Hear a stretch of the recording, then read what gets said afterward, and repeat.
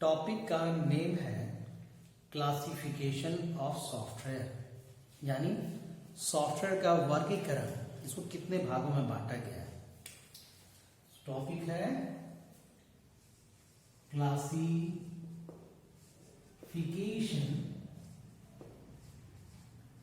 Of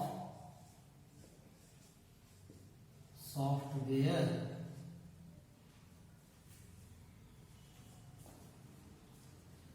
सबसे पहले आपको जानना चाहिए सॉफ्टवेयर क्या होते हैं। Software is the set of instructions used by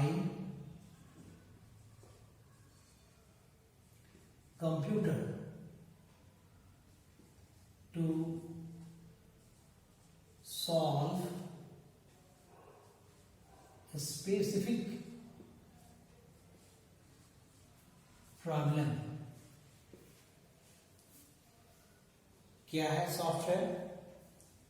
तो सॉफ्टवेयर वास्तव में सेट ऑफ इंस्ट्रक्शंस होते हैं, यानी निर्देशों के समूह को ही सॉफ्टवेयर कहा जाता है। It is used by computer. इस सॉफ्टवेयर का उपयोग मनुष्य नहीं करते हैं, कंप्यूटर ही करते हैं। किस लिए करते हैं? To solve a specific problem, ताकि इसकी सहायता से किसी विशेष काम को पूरा करवाया जा सके। तो इसी महत्वपूर्ण सॉफ्टवेयर को हम बहुत विस्तार में आपके बीच रख रहे हैं। कंप्लीट क्लासिफिकेशन देखने दे रहे हैं। 2 स्लाइड मैं आपको दे रहा हूं। इन दोनों स्लाइड पर जो ऑर्गेनाइजेशन चार्ट बनाए गए हैं उसको आप बढ़िया से उतार लीजिएगा, और उसके बाद एक एक टॉपिक मैं आपके सामने डील करने जा रहा हूं। हेलो, सॉफ्टवेयर के क्लासिफिकेशन में आपके सामने प्रेजेंट कर रहा हूं। आप यह जानें कि सॉफ्टवेयर को मूलतः 2 भागों में ही बांटा गया है। फर्स्ट इसका टाइप है सिस्टम सॉफ्टवेयर और दूसरे टाइप है एप्लीकेशन सॉफ्टवेयर। सिस्टम सॉफ्टवेयर को फर्दर 3 भागों में बांटा गया है। फर्स्ट ऑपरेटिंग सिस्टम के रूप में आप जानते हैं, और दूसरा ट्रांसलेटर के रूप में डेवलप किए गए हैं। यूटिलिटी एंड प्रोडक्टिविटी टूल्स, ये तीसरा पार्ट है सिस्टम सॉफ्टवेयर का। एप्लीकेशन सॉफ्टवेयर को 2 भागों में बांटा गया है।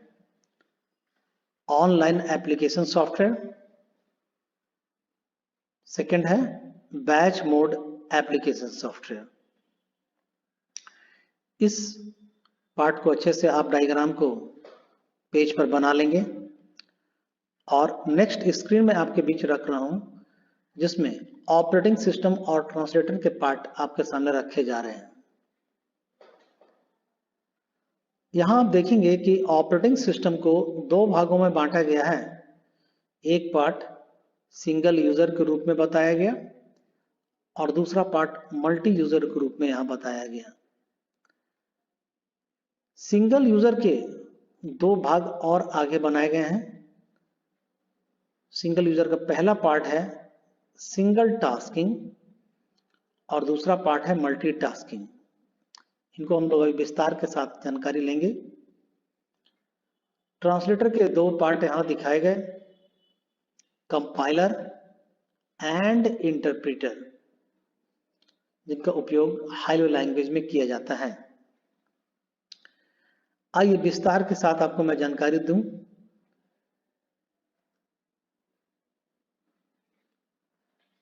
System software. System software is the software which is used by computer to increase its own working efficiency. Example: MS-DOS, Windows, Linux. क्या है सिस्टम सॉफ्टवेयर? सिस्टम सॉफ्टवेयर का उपयोग कंप्यूटर अपनी ही आवश्यकताओं की पूर्ति के लिए करता है, अपनी ही कार्य क्षमता को बढ़ाने के लिए करता है, और इसी के रूप में आज के समय में तो काफ़ी पॉपुलरली हम यूज़ कर रहे हैं विंडोज़। पुराने समय में एमएस डॉस पर काम करते थे, और बड़ी बड़ी सिस्टम के लिए जिनके साइज काफ़ी बड़े होते हैं कंप्यूटर्स के, लाइनक्स जैसे ऑपरेटिंग सिस्टम यूज में लाए जाते हैं। जबकि एप्लीकेशन सॉफ्टवेयर कैसे हैं? Application software is the software which is used by computer to solve users problem। यानी हम कंप्यूटर का उपयोग अपने प्रॉब्लम को सॉल्व करने के लिए करते हैं, और इसी पर्पस के लिए हम अपने प्रॉब्लम कंप्यूटर को देते हैं। हमारे दिए गए प्रॉब्लम को कंप्यूटर समझता है और एप्लीकेशन सॉफ्टवेयर की मदद से हमारे प्रॉब्लम को सॉल्व करता है। सिस्टम सॉफ्टवेयर की सहायता से हमारे प्रॉब्लम सॉल्व नहीं होते हैं, ये तो कंप्यूटर अपने लिए ही यूज में ले लेता है, और एप्लीकेशन सॉफ्टवेयर का उपयोग कंप्यूटर अपनी हमारी आवश्यकताओं की पूर्ति करने के लिए करता है। यहाँ मैंने एक एग्जांपल भी दिया आपके सामने एप्लीकेशन सॉफ्टवेयर के बारे में। पेरोल एक ऐसा सॉफ्टवेयर होता है जिसकी सहायता से किसी ऑफिस में काम करने वाले जितने कर्मचारी होते हैं उनकी मंथली सैलरी जनरेट की जाती है। तो इन्हीं को मैं डायग्राम के रूप में भी अभी आपके बीच में रखूंगा। देखिए क्या है ये। आप सोच रहे होंगे कि सिस्टम सॉफ्टवेयर और एप्लीकेशन सॉफ्टवेयर दोनों तो ये सॉफ्टवेयर ही हैं, फिर ये दोनों अलग अलग कैसे हो गए? बहुत अंतर है, काफी डिफरेंस है। आइए पहले सिस्टम सॉफ्टवेयर हम लोग समझ लें। सिस्टम सॉफ्टवेयर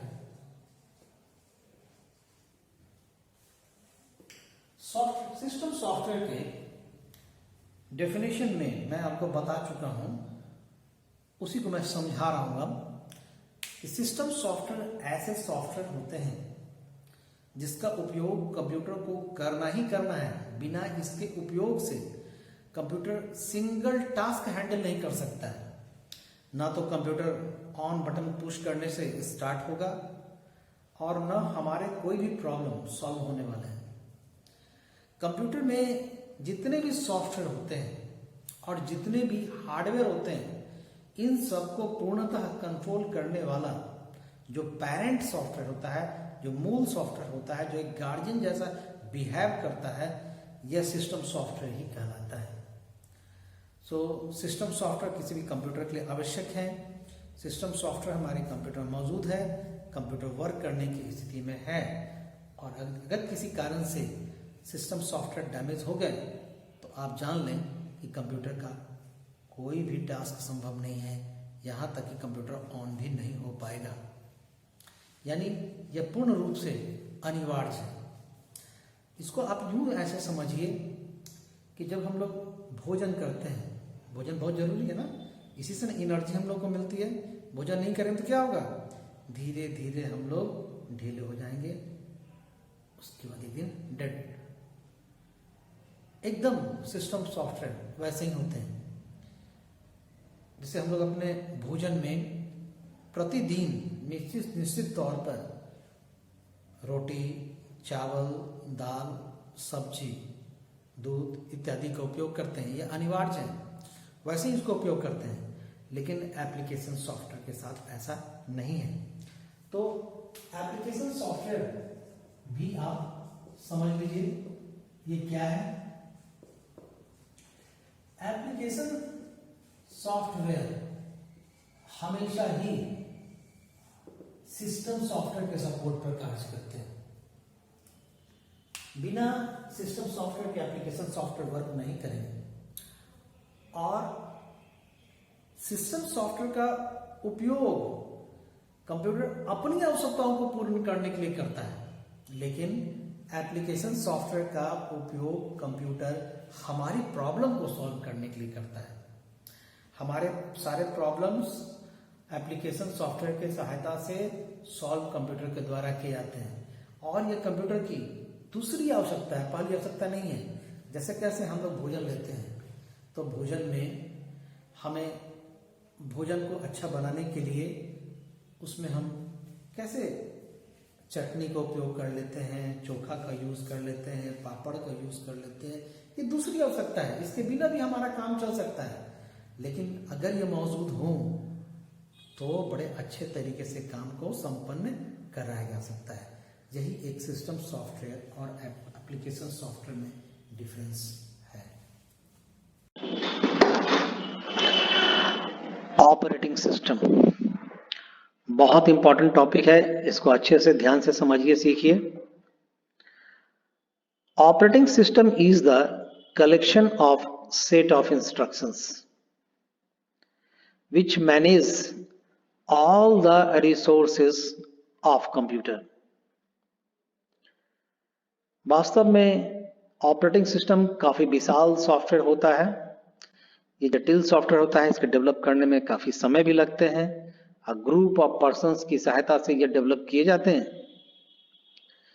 तो इनमें सेट ऑफ इंस्ट्रक्शंस के लार्ज कलेक्शंस होते हैं और इनका काम क्या है, which manage all the resources of computer, यानी कंप्यूटर में जितने भी रिसोर्स हैं, जैसे कीबोर्ड हैं, माउस हैं, मॉनिटर है, प्रिंटर है, रैम है, रोम है, इन सभी को यह मैनेज करने का काम करता है, सबको व्यवस्थित करता है ये।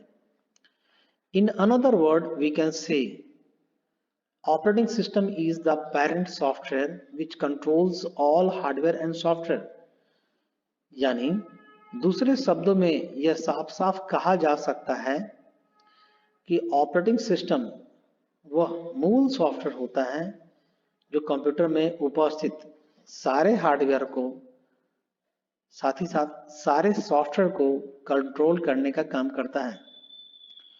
Computer can not start in absence of operating system. यदि किसी कंप्यूटर में ऑपरेटिंग सिस्टम का अभाव होगा, अनुपस्थिति उसकी होगी, तो आप यह जाने निश्चित रूप से कि कंप्यूटर को स्टार्ट करना संभव नहीं होगा। तो ऐसे ऑपरेटिंग सिस्टम के कुछ प्रमुख कार्य को मैं आपके सामने नेक्स्ट स्क्रीन पर रखा है मैंने। Booting process. Booting process computer का बहुत ही इंपॉर्टेंट इंटरनल एक्शन होता है। जब हम कंप्यूटर के सीपीयू के ऑन ऑफ बटन को पुश करते हैं तो उसके साथ ही बूटिंग प्रोसेस होनी शुरू होती है और हमें कुछ समय वेट करना पड़ता है, ठहरना पड़ता है। क्या आपको पता है उस दौरान क्या हो रहा होता है?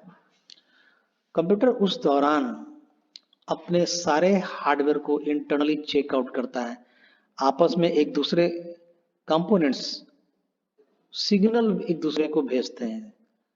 सिग्नल भेजना यानी समझिए आपस में एक दूसरे से वो बातचीत करते हैं। जैसे कैसे हम लोग एक दूसरे से गुड मॉर्निंग कहते हैं, उधर से भी रिप्लाई आता है गुड मॉर्निंग।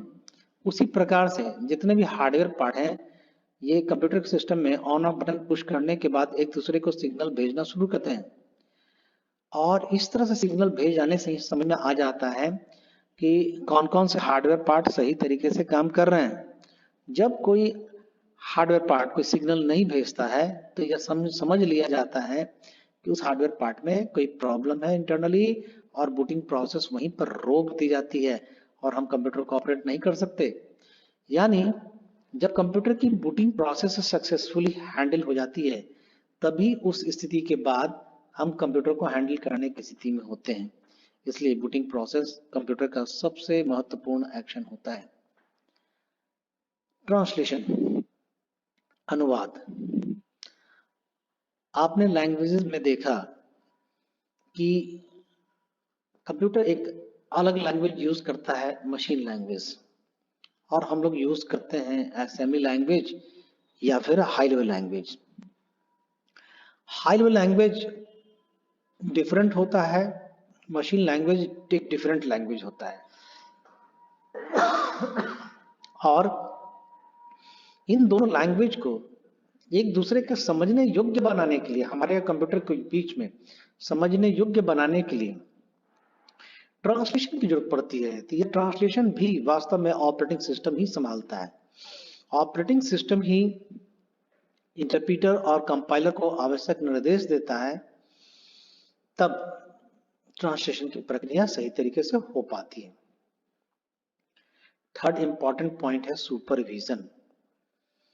सुपरविजन यानी देख रेख कि कोई भी पार्ट सही तरीके से काम कर रहा है या नहीं।